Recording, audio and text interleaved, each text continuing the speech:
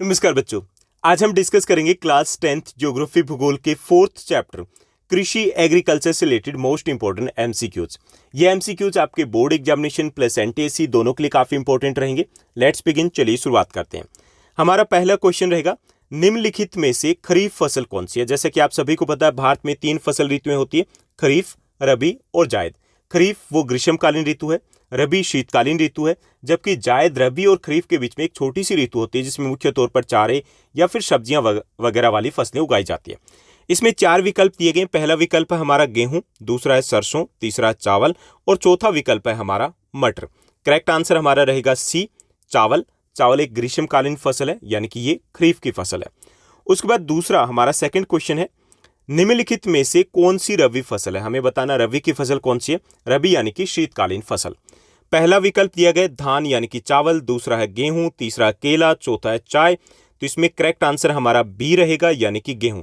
चावल पहले डिस्कस कर चुके हैं, खरीफ की फसल है, जबकि केला और चाय ये सदाबहार फसलें हैं, पूरे वर्ष भर खेतों में लगी होती है। तो इसमें सही विकल्प हमारा गेहूं रहेगा।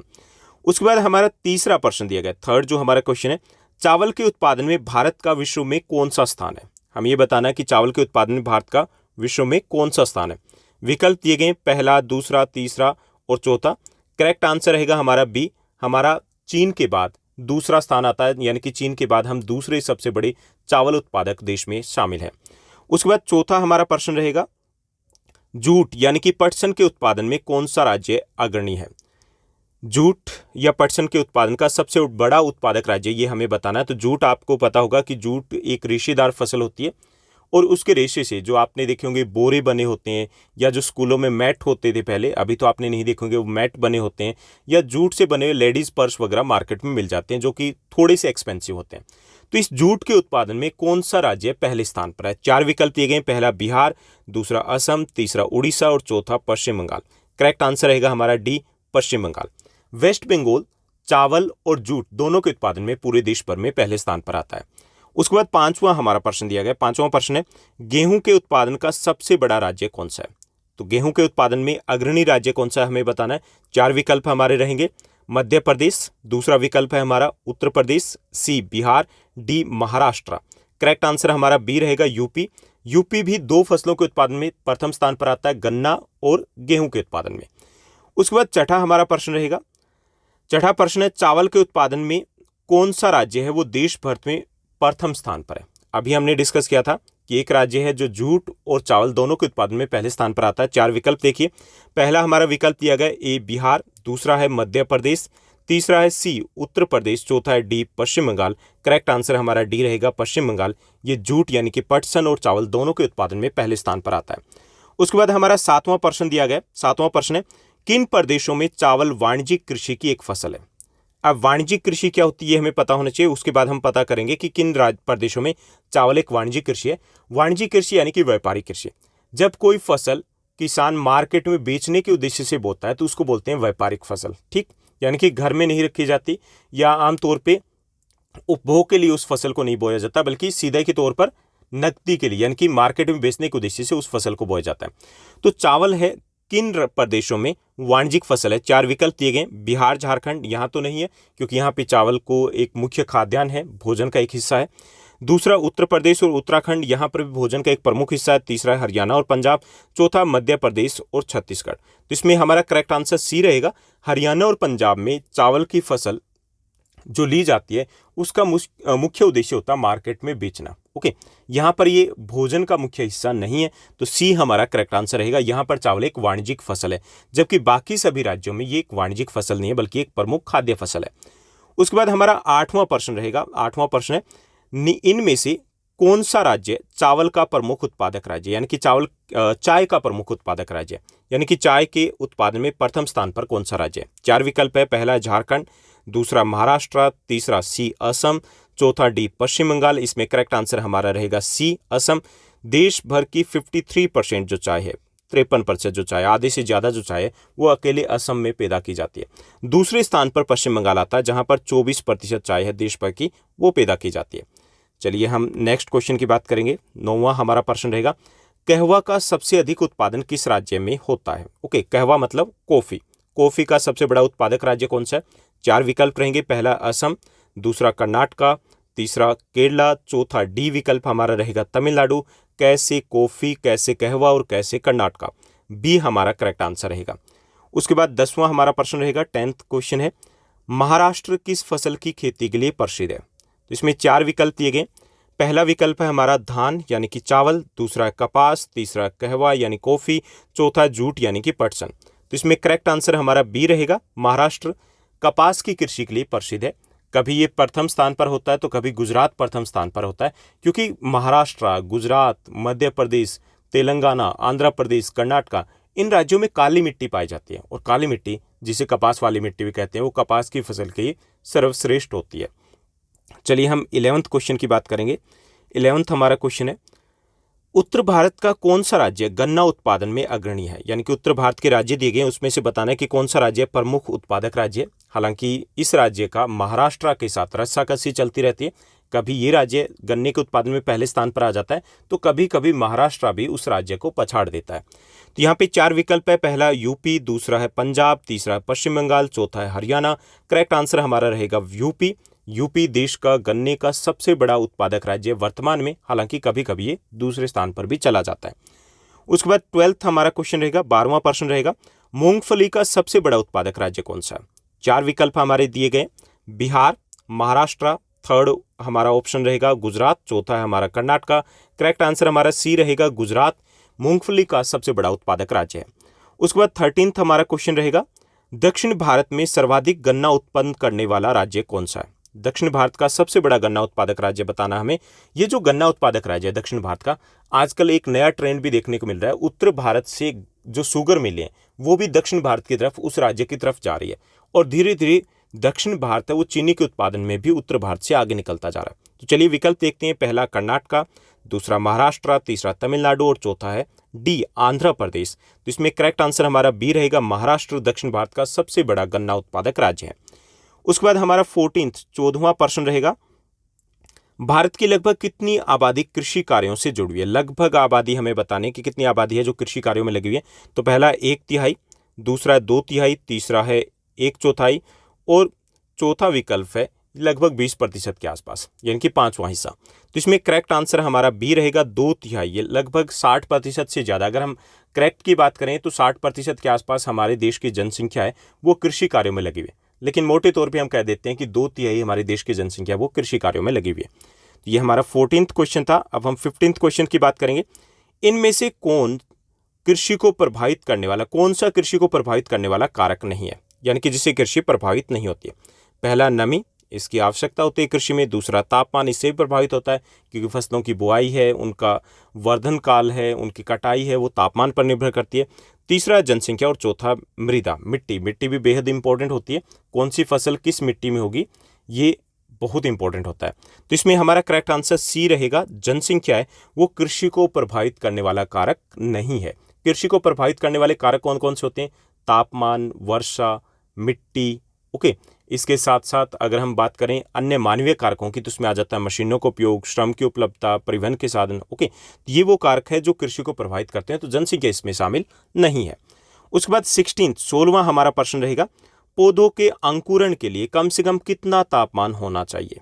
ओके, यानी कि जब पौधे हैं उनके उगने के लिए कम से कम कितना तापमान होना आवश्यक है? तो 4 विकल्प है।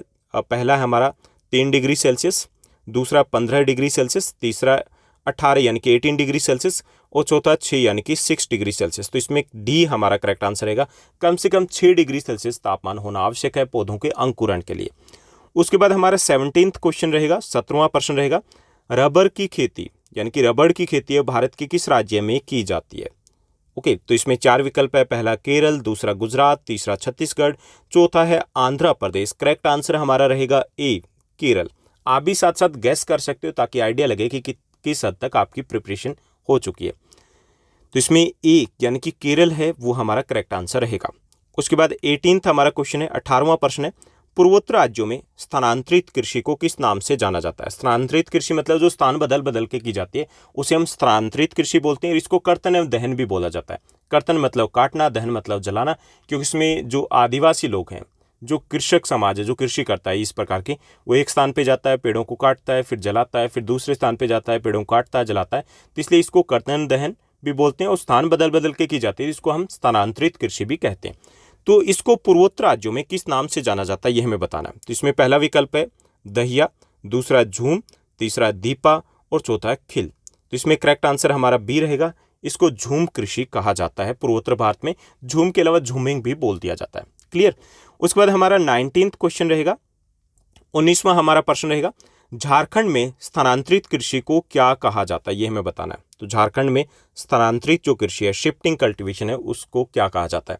पहला ऑप्शन है पामलू, दूसरा है पोडू, तीसरा कुरुवा और चौथा है कुमारी। तो इसमें करेक्ट आंसर हमारा सी रहेगा, झारखंड में जो शिफ्टिंग कल्टीवेशन है उसको कुरुवा कहा जाता है। क्लियर। चलिए 20वां क्वेश्चन की बात करेंगे। 20वां हमारा प्रश्न रहेगा, भारत में शुद्ध बोई गई भूमि कितने हेक्टेयर है। कुल भूमि हमें बतानी है, एनसीईआरटी आपकी बुक है उसके अकॉर्डिंग। तो इसमें पहला ऑप्शन है हमारा 5 करोड़ हेक्टेयर, दूसरा 14 लाख हेक्टेयर, तीसरा 14 करोड़ हेक्टेयर और डी हमारा ऑप्शन है 36 करोड़ हेक्टेयर। तो इसमें करेक्ट आंसर हमारा सी रहेगा, 14 करोड़ हेक्टेयर शुद्ध बोई गई जमीन है। शुद्ध बोई गई जमीन यानी कि जिसके ऊपर कृषि की जाती है, जिसमें वर्ष में कम से कम एक फसल ली जाती है, वो शुद्ध बोई गई भूमि कहलाती है। तो 14 करोड़ हेक्टेयर हमारे देश में शुद्ध बोई गई जमीन है। एक हेक्टेयर में 2.5 एकड़ होता है, यानी कि हेक्टेयर है जिसमें भूमि को मापा जाता है, ये स्टैंडर्ड यूनिट है। लेकिन जनरल सेंस में कहें तो एक हेक्टेयर में 2.5 एकड़ जमीन होती है, जबकि यूपी की बात की जाए तो यूपी में बीघे में जमीन को मापा जाता है। चलिए हम 21वां क्वेश्चन की बात करेंगे। 21वां हमारा प्रश्न रहेगा, पंजाब की लगभग कितने प्रतिशत भूमि पर कृषि की जाती है, हमें बताना है। पंजाब की लगभग कितने प्रतिशत जो जमीन है जिसके ऊपर खेती की जाती है, कृषि की जाती है। पहला विकल्प है 33%, 33%, सेकेंड है 84%, 84%, 48% यानी कि 48% और डी है 14% यानी कि 14%। तो इसमें हमारा करेक्ट आंसर रहेगा बी, 84%, 84% जो जमीन है पंजाब में उसके ऊपर कृषि की जाती है।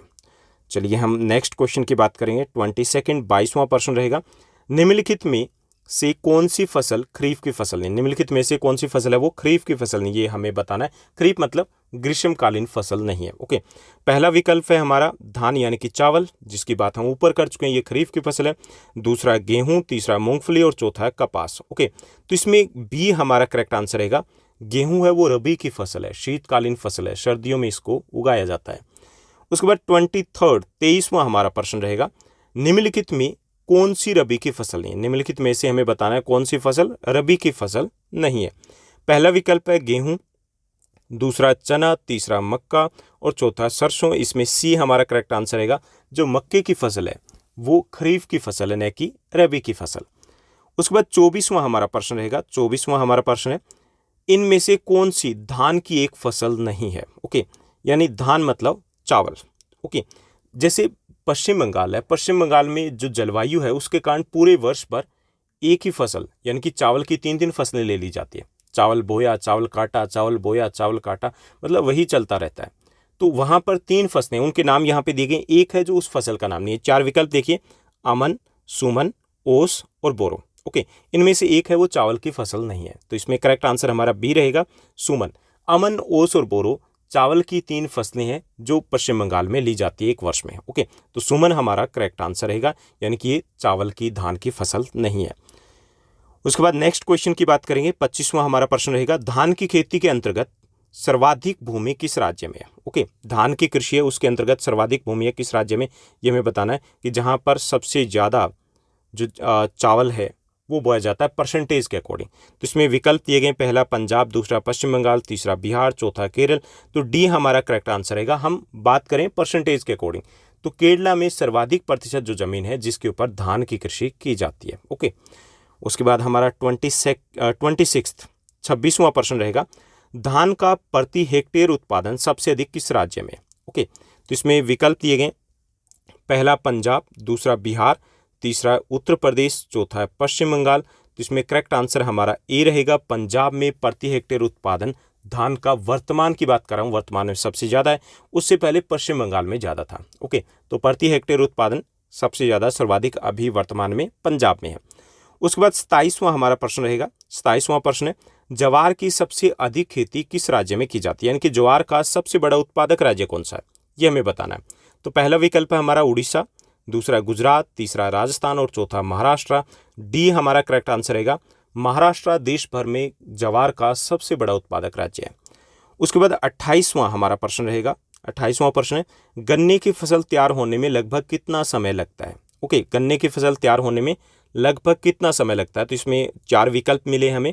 पहला 1 वर्ष, दूसरा 6 महीने, तीसरा 3 महीने और चौथा विकल्प है हमारा 1 महीना। तो इसमें करेक्ट आंसर रहेगा लगभग 1 वर्ष, 9 से 12 महीने का समय लग जाता है गन्ने की फसल को तैयार होने में। उसके बाद 29वां हमारा प्रश्न रहेगा, 29th क्वेश्चन, इनमें से कौन सी निर्वाह कृषि की फसल नहीं है, ये हमें बताना है। ओके, निर्वाह कृषि मतलब जो सिर्फ पेट भरने के उद्देश्य से की जाती है, गुजारे के लिए की जाती है, मार्केट में बेचने के उद्देश्य से नहीं की जाती। ओके, तो इसमें विकल्प है पहला चावल, दूसरा है गेहूं, तीसरा गन्ना और चौथा ज्वार बाजरा। तो इसमें जो गन्ना है सी, वो हमारा करेक्ट आंसर रहेगा। ये एक व्यापारिक वाणिज्यिक फसल है जिसका उत्पादन मार्केट में बेचने के उद्देश्य से किया जाता है। तो ये निर्वाह कृषि में नहीं आती, यानी कि पेट भरने के उद्देश्य से नहीं की जाती है। क्लियर?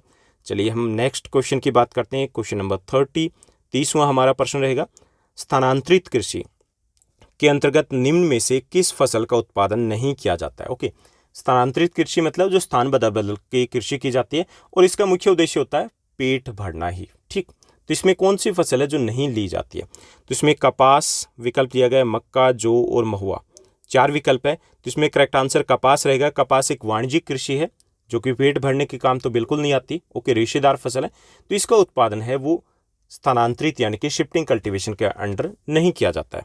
चलिए हम नेक्स्ट क्वेश्चन की बात करते हैं। क्वेश्चन नंबर 31, 31वां हमारा प्रश्न रहेगा, तिलहन के उत्पादन में भारत का विश्व में कौन सा स्थान है? ये हमें बताना है। तिलहन के उत्पादन में हम विश्व में कौन से स्थान पर आते हैं? तिलहन मतलब तेल वाली फसलों के उत्पादन में। तो इसमें 4 विकल्प दिए गए। पहला विकल्प है हमारा पहला, दूसरा, 5वां या 8वां। इसमें हमारा करेक्ट आंसर रहेगा ए, पहला। तिलहन के उत्पादन में हम पहले स्थान पर आते हैं विश्व भर में। उसके बाद नेक्स्ट जो हमारा क्वेश्चन है 32वां, मूंगफली का सबसे अधिक उत्पादन किस राज्य में होता है? ये हम पहले भी डिस्कस कर चुके हैं। 4 विकल्प रहेंगे, बिहार, छत्तीसगढ़, राजस्थान और गुजरात। तो डी हमारा करेक्ट आंसर रहेगा। गुजरात मूंगफली के उत्पादन का सबसे बड़ा राज्य है।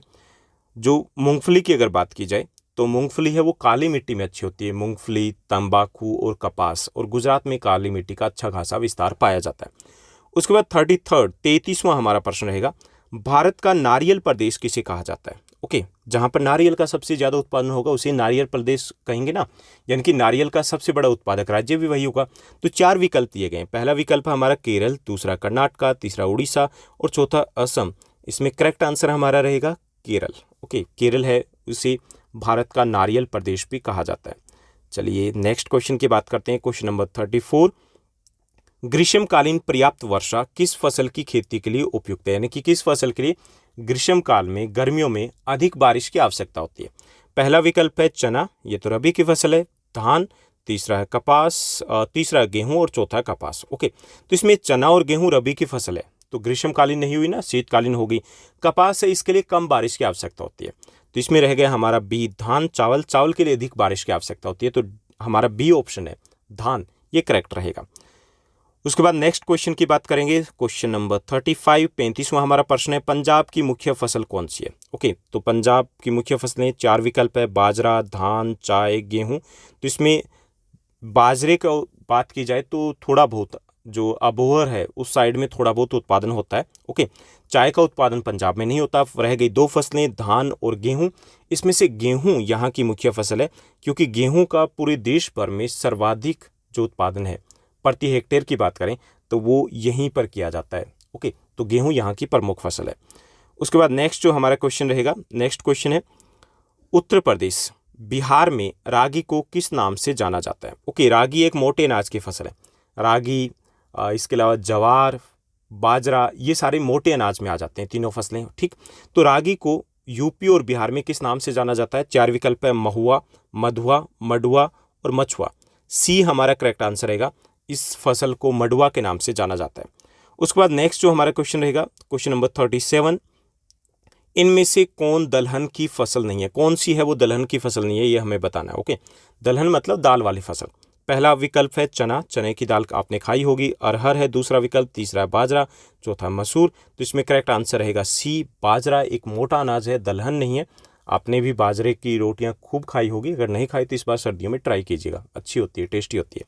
ओके, उसके बाद नेक्स्ट जो हमारा क्वेश्चन दिया गया, क्वेश्चन नंबर 38वां हमारा प्रश्न है, चाय किस प्रकार की फसल है? ओके, चाय की जो फसल होती है इसकी एक झाड़ी होती है, ठीक।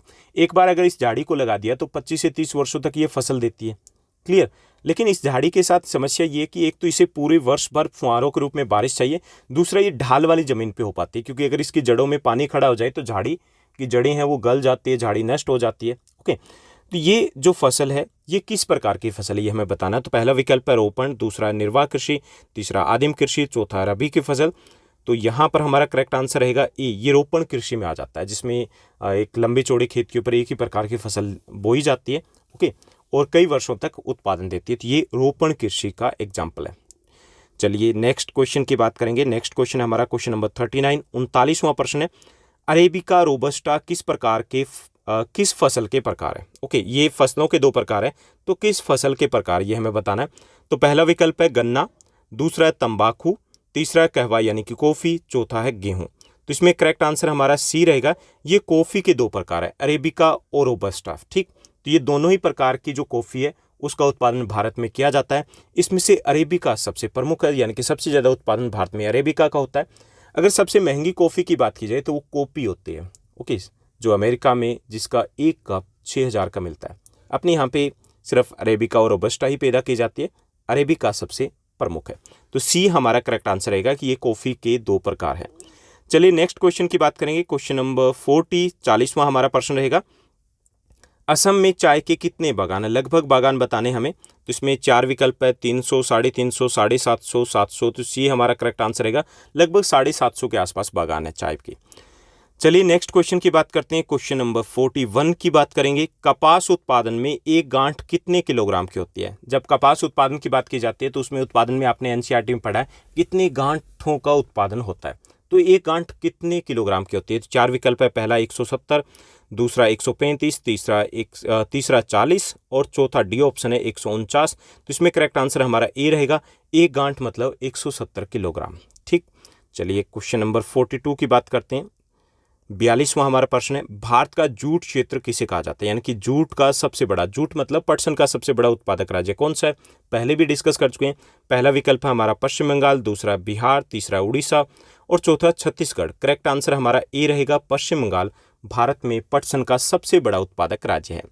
उसके बाद क्वेश्चन नंबर 43 दिया गया, 43वां हमारा प्रश्न है, कपास की खेती के लिए कितने दिन पाला रहित होने चाहिए? ओके, कितने दिन है तेज धूप होनी चाहिए, यानी कि पाला नहीं पड़ना चाहिए। तो इसमें विकल्प दिए गए, पहला 180 से 210 दिन, दूसरा विकल्प है 102 से 120 दिन, तीसरा विकल्प है 350 दिन, चौथा विकल्प है हमारा 143 143 डेज। ओके, करेक्ट आंसर रहेगा हमारा ए, 180 to 210 डेज है वो पाला रहित होने चाहिए। वैसे अभी जो हाइब्रिड फसलें ली जाती है वो फसलें लगभग 150 से 180 दिन की ही होती है, तो उसमें पाला रहित दिन अगर 150 भी रहते हैं तो भी करेक्ट होता है। लेकिन हमारा यहाँ पर विकल्प रहेगा 180 से 210 दिन पाला रहित होने चाहिए। चलिए नेक्स्ट क्वेश्चन की बात करेंगे। हमारा क्वेश्चन नंबर 44, 44वां प्रश्न रहेगा, भारत को निम्नलिखित में से किस पौधे का मूल स्थान माना जाता है? यानी कि ये फसल है वो भारत की अपनी फसल है, यहीं से बाहर से कहीं से नहीं लाई गई। तो इसमें पहला विकल्प है रबड़, दूसरा है जूट, तीसरा है कपास और चौथा है तंबाकू। करेक्ट आंसर हमारा सी रहेगा, कपास फसल का जो पौधा है इसका मूल स्थान भारत को ही माना जाता है, यानी कि यहीं से इसकी शुरुआत हुई है। उसके बाद नेक्स्ट जो हमारा क्वेश्चन है वो है क्वेश्चन नंबर 45, 45वां प्रश्न, भारत विश्व का लगभग कितने प्रतिशत कॉफ़ी का उत्पादन करता है? ओके, तो कॉफ़ी का उत्पादन बहुत ज़्यादा हम नहीं करते हैं, लेकिन खपत भी थोड़ी कम ही है, तो निर्यात फिर भी कर देते हैं। तो इसमें विकल्प दिए गए, पहला 2%, तीसरा है 3%, चौथा 4 और चौथा ऑप्शन है 5%। ओके, तो इसमें करेक्ट आंसर हमारा सी रहेगा, भारत विश्व की लगभग 4% कॉफ़ी का उत्पादन करता है। चलिए नेक्स्ट क्वेश्चन की बात करेंगे। क्वेश्चन नंबर 46, भारत में हरित क्रांति की शुरुआत कब हुई थी? हरित क्रांति मतलब फसलों के उत्पादन में बम्पर वृद्धि हुई थी। ओके, विशेष तौर पर चावल और गेहूं के उत्पादन में बम्पर वृद्धि हुई थी और इससे पंजाब, हरियाणा, पश्चिमी यूपी, आंध्र प्रदेश, इन राज्यों को बहुत ज़्यादा फायदा हुआ था। तो इसकी शुरुआत कब हुई थी? विकल्प दिया गया, पहला 1964 1964 में, 1965 1965 में, 1966 1966 में, 1967 1967 में। करेक्ट आंसर हमारा सी रहेगा, 1966 में हरित क्रांति की शुरुआत होती है। ओके, हरित क्रांति का मतलब बम्पर फसलों के उत्पादन में वृद्धि होती है। इसके कई सारे कारण थे, अच्छे बीजों का प्रयोग, रासायनिक खादों का प्रयोग, कीटनाशकों का प्रयोग, मशीनों का प्रयोग, सिंचाई की सुविधा में बढ़ोतरी, सस्ते ऋण, इस प्रकार की सुविधा दी गई थी, जिसके कारण इसमें बढ़ोतरी होती है एकदम से, इसलिए इसको हरित क्रांति का नाम दिया गया था। चलिए क्वेश्चन नंबर 47 की बात करेंगे। 47वां हमारा प्रश्न रहेगा, दक्षिण भारत का सर्वाधिक गन्ना उत्पादक राज्य कौन सा है? यानी कि दक्षिण भारत का कौन सा राज्य है जो गन्ना उत्पादन में अग्रणी है? ओके, पहले भी ये प्रश्न आ चुका है। तो इसमें पहला विकल्प है हमारा महाराष्ट्र, दूसरा कर्नाटक, तीसरा केरल और चौथा है हमारा तमिलनाडु। करेक्ट आंसर हमारा ए रहेगा, महाराष्ट्र है वो दक्षिण भारत का गन्ने उत्पादन में अग्रणी राज्य है। ओके, ये यूपी के साथ कंपटीशन चल रहा है, कभी यूपी पहले स्थान पर आ जाता है देश भर में गन्ने के उत्पादन में और कभी महाराष्ट्र पहले स्थान पर आ जाता है। उसके बाद नेक्स्ट क्वेश्चन की बात करेंगे। नेक्स्ट हमारा क्वेश्चन है क्वेश्चन नंबर 48, 48वां हमारा प्रश्न रहेगा, राष्ट्रीय गन्ना अनुसंधान केंद्र किस शहर में, ये हमें बताना है। तो इसमें 4 विकल्प दिए गए, पहला हमारा सलेम, दूसरा है कोहिमा, तीसरा लखनऊ और चौथा है कन्याकुमारी। सी यानी कि लखनऊ करेक्ट आंसर रहेगा, यहाँ पर राष्ट्रीय गन्ना अनुसंधान केंद्र है। चलिए नेक्स्ट क्वेश्चन की बात करते हैं।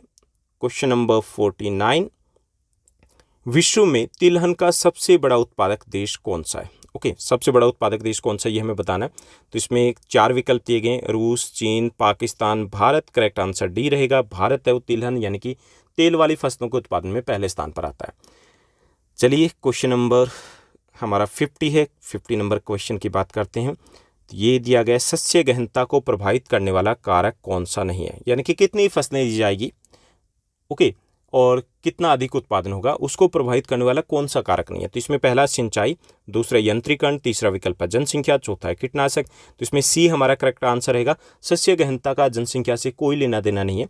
उत्पादन कितना अधिक होगा, एक वर्ष में कितनी फसलें ली जाएगी, ये डिपेंड करता है वहाँ पर कितना मशीनीकरण हुआ है, कितनी सिंचाई सुविधाएं उपलब्ध है, कीटनाशकों का कितना उपयोग किया जाता है, रासायनिक खादों का कितना उपयोग किया जाता है, ये सब कुछ ज़्यादा प्रभावित करते हैं। ओके, तो जनसंख्या इसमें करेक्ट आंसर रहेगा।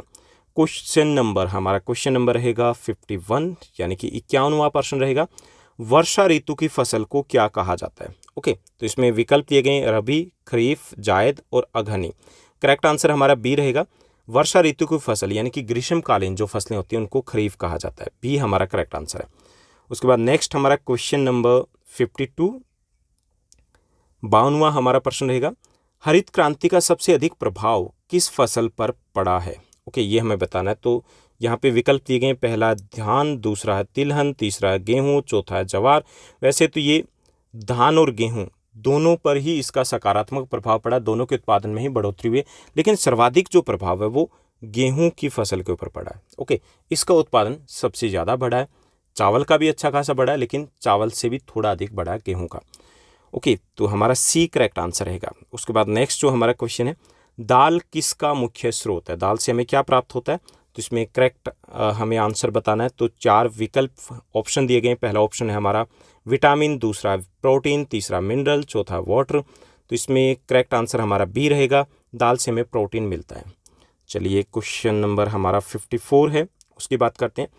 निम्नलिखित में से किस फसल की खेती के लिए ढालू भूमि आवश्यक है? ओके, 4 विकल्प दिए गए, पहला कहवा, दूसरा गन्ना, तीसरा धान, चौथा मकई। तो इसमें करेक्ट आंसर हमारा क रहेगा, ए रहेगा, ए होना था यहाँ पे, वो रहेगा कॉफ़ी। ठीक, कॉफ़ी यानी कि कहवा की फसल के लिए ढालू भूमि की जरूरत होती है। एक तो चाय और एक कॉफ़ी, दोनों फसलों के लिए ढाल वाली ज़मीन होनी चाहिए।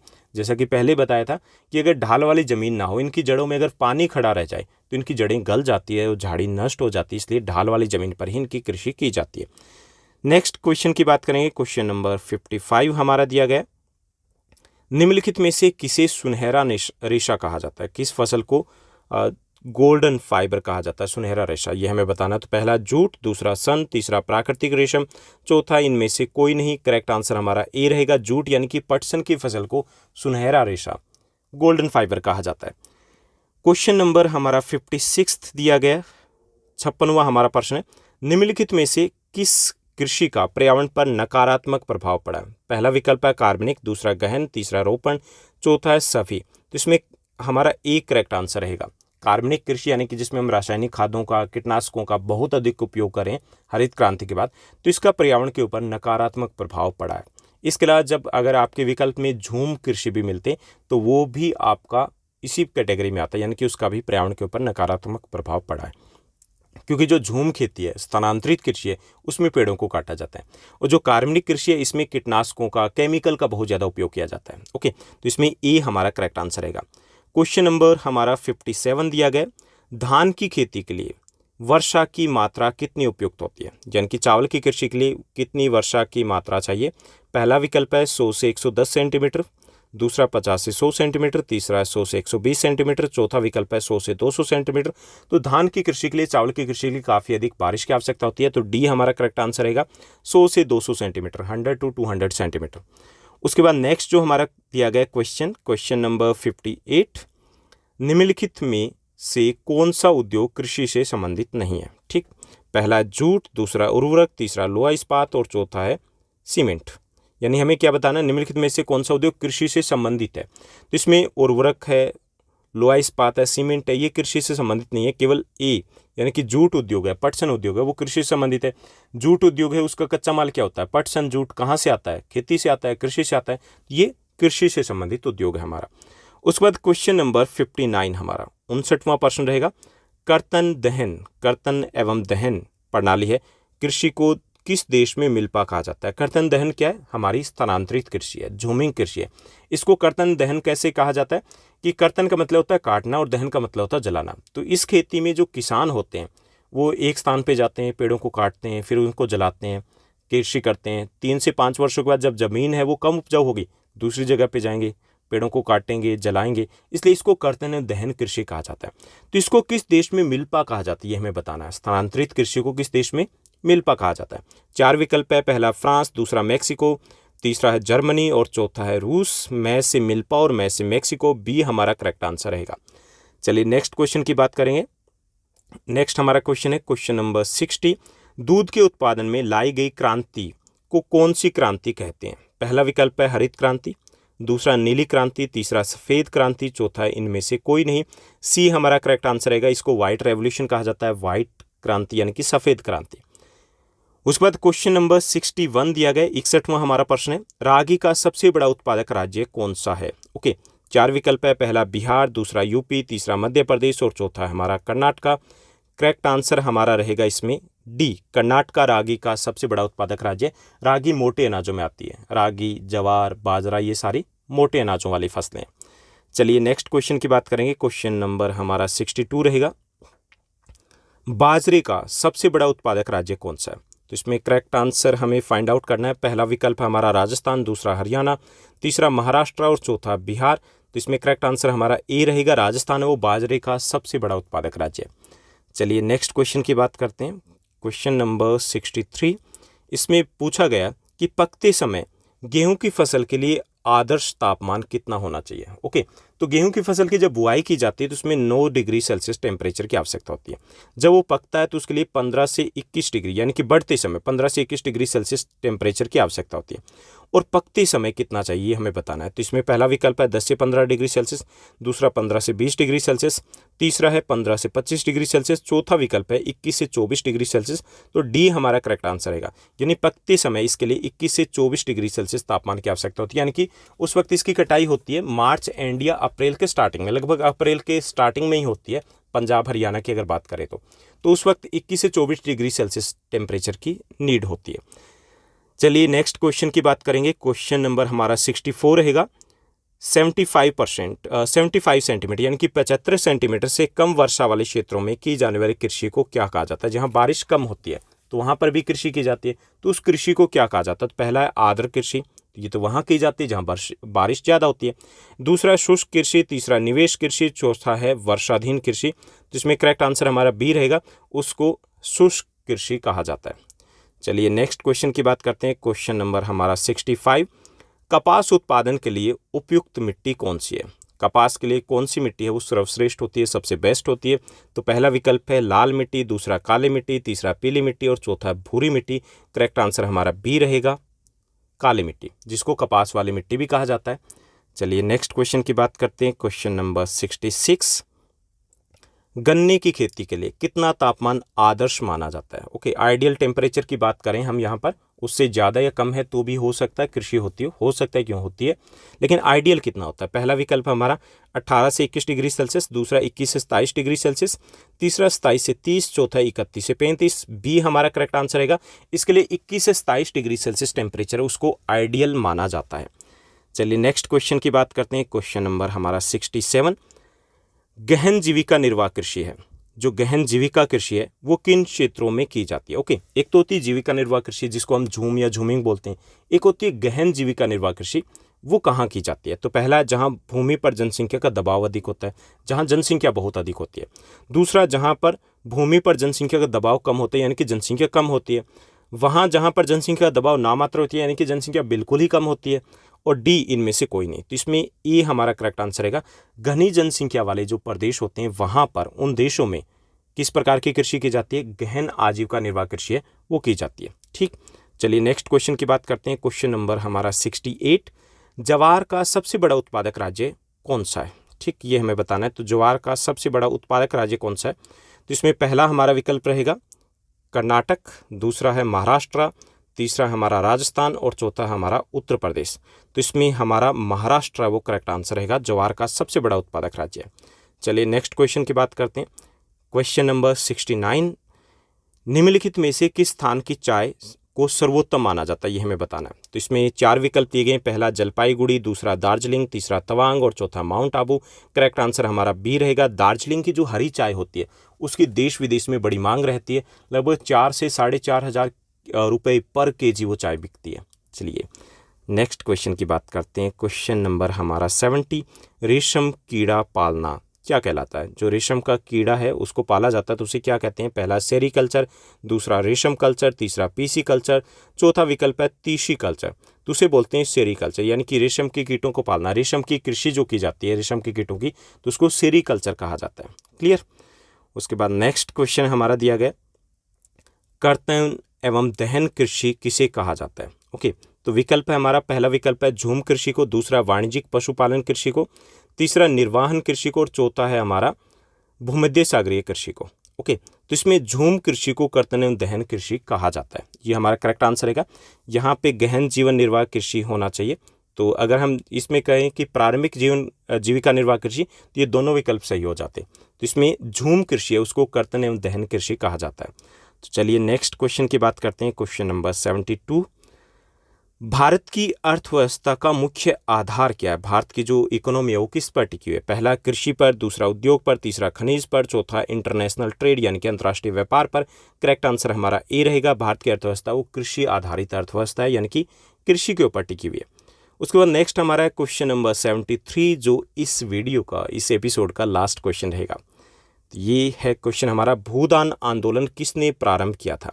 भूदान आंदोलन के तहत जो बड़े जमींदार थे उनसे रिक्वेस्ट की गई थी, उनको प्रेरित किया गया था कि आप अपनी ज़मीनें हैं जो भूमि ने उनमें बांट दें। ओके, तो इसकी शुरुआत किसने की थी? पहला विकल्प है आचार्य विनोबा भावे ने, दूसरा गांधी जी ने, तीसरा पंडित जवाहरलाल नेहरू ने, चौथा बाल गंगाधर तिलक ने। तो इसमें करेक्ट आंसर रहेगा ए, आचार्य विनोबा भावे इस आंदोलन के प्रेरणा माने जाते हैं। तो चलिए ये था आज का आपका एपिसोड। आपका क्लास 10th इंग्लिश हिंदी की भी MCQ सीरीज चलिए और 30 अगस्त तक आपकी एक सीरीज़ कंप्लीट हो जाएगी। यानी कि आपका सिलेबस है सोशल साइंस, इंग्लिश और हिंदी का कंप्लीट हो जाएगा। उसके बाद आपको क्वेश्चन बैंक प्रोवाइड करवाया जाएगा साइंस और मैथ्स का, PDF फॉर्मेट में आपको दे दिया जाएगा ताकि कोई भी प्रॉब्लम ना हो। आई होप ये सीरीज़ आपको अच्छी लग रही होगी, आपके लिए काफ़ी हेल्पफुल रहेगी। अगर ये वीडियो आपको अच्छा लगा, अगर आपको ये सीरीज़ अच्छी लग रही है तो इसको लाइक करने के साथ साथ शेयर करना मत भूलिएगा। और साथ ही साथ NTSC का एग्ज़ाम भी आपका आ रहा है पास में। NTSC के एग्ज़ाम के लिए भी साथ ही साथ आपको प्रिपरेशन करनी है, कुछ अलग एक्स्ट्रा नहीं करना है। लेकिन क्या क्या रिक्वायरमेंट रहेगी, कैसे आप प्रिपरेशन कर सकते हो, कौन से टॉपिक आने वाले, वो सब कुछ हमने एक वीडियो में डिस्कस किए हैं, ऑल अबाउट NTSC में। आप प्लेलिस्ट में जाइए, वहाँ पर आप सर्च कीजिए ज्योग्राफी गुरु स्पेशल में, वहाँ पर ये वीडियो मिल जाएगा। इसको देखिए और लग जाइए अपनी NTSC की प्रिपरेशन में। इस एपिसोड में, इस सेशन में बस इतना ही। Thank you, bye bye, have a nice day.